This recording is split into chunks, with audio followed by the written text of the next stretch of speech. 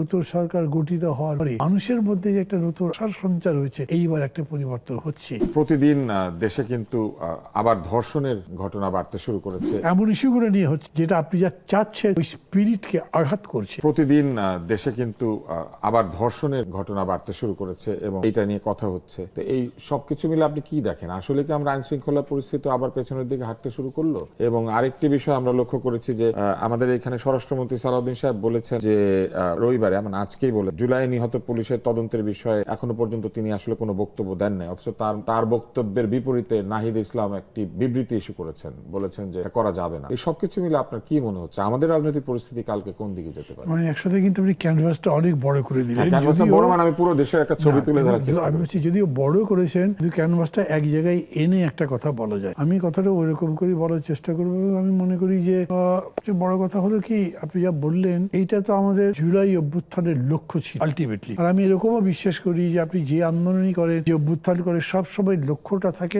আরো সুন্দর জীবনের জন্য। সেটা সমাজ জীবন, রাষ্ট্রিক জীবন, আমাদের সবার ধারণা ছিল যে উন্নতি হবে, ব্যক্তি পারিবারিক জীবন, সবকিছুতে গুণগত রূপান্তর হবে এবং এটার জন্য একটা সমাজ চেতনা গড়ে তুলতে আসতে হয়। অভ্যুত্থানের সময় এটা হয়েছিল, গ্র্যাজুয়ালি এটা কিন্তু কমতে শুরু করেছিল। আমি বলছি এখন আমার এরকম বোধ হচ্ছে, এটা শুনলে অনেকে হয়তো কষ্ট পাবেন, কিন্তু আমার কথা ভুল হলে তো ভুল, আপনাদের কষ্ট পাওয়ার কিছু নেই, কিন্তু ঠিক পরে রেকটিফাই করা উচিত।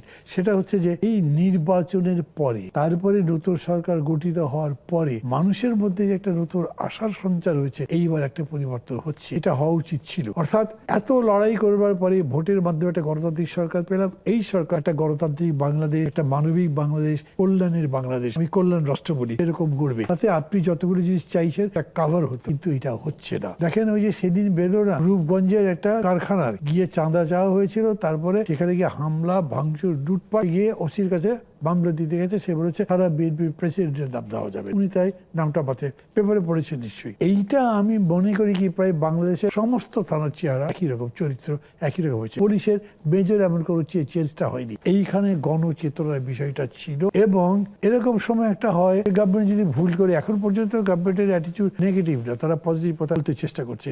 এই যে আপনি একটা ইফতার পার্টির কথা বললেন, ইফতার পার্টিতে প্রাইম মিনিস্টার গেলেন, এরকম কেউ আগে গেছে কিনা আমার মনে পড়ছে না। আমাকে, আমি তো ইফতার পার্টিতে গেছিলাম, ইফতার পার্টির পরে আমাকে কেউ বললো, ভাই এটা তো বাংলাদেশের প্রথম। আমি মনে করতে পারলাম যে কেউ গেছে কিনা। ইটস এ গুড সাইন যে উনি গেছেন। যাওয়ার পরে বক্তৃতা কিন্তু দুইজনই করেছেন, যদিও জামাতের যিনি প্রধান তিনি বেশি করেছেন এবং তিনি খুবই কোঅপারেটিভ একটা বক্তৃতা করেছেন। আমার কাছে মাঝে মাঝে মনে হয়েছে যে ঠিক অপোজিশনের টোন হলো না, একটু বেশি করে কম্প্রোমাইজিং। আর প্রাইম মিনিস্টার আসলে এই টাচ খুবই কম করেছে, উনি সাধারণভাবে বলেছেন ভালো। মানে তারপরেও তারা মিলে কিন্তু বলবার কথা, কমনলি যদি এই অ্যাপ্রোচ করে, আমাদের নিজেদের পজিশনের লড়াই আছে, কিন্তু এই বিষয়ে আমরা একসাথে কাজ করব। আপনি স্পেল আউট করেন, আপনি একটা প্রশাসন ঠিক মতো করবেন, এটা জনপ্রশাসন হয়, একটা পুলিশ করবেন যেটা জনবান্ধব হয়, এটার জন্য এই করবেন। এর বাইরে যদি কিছু ব্যতিক্রম হয়, দলবাজি নয়, চাঁদাবাজি নয়, কোনো কিছু আমরা অ্যালাউ করবো। একটা জাগরণের মতো যদি হতো, তাইলে এটা করতে পারতেন। আমি তো এটা অ্যাবসলিউটলি মিসিং দেখছি। ইস্যুগুলো নিয়ে হচ্ছে যেটা আপনি যা চাচ্ছেন ওই স্পিরিটকে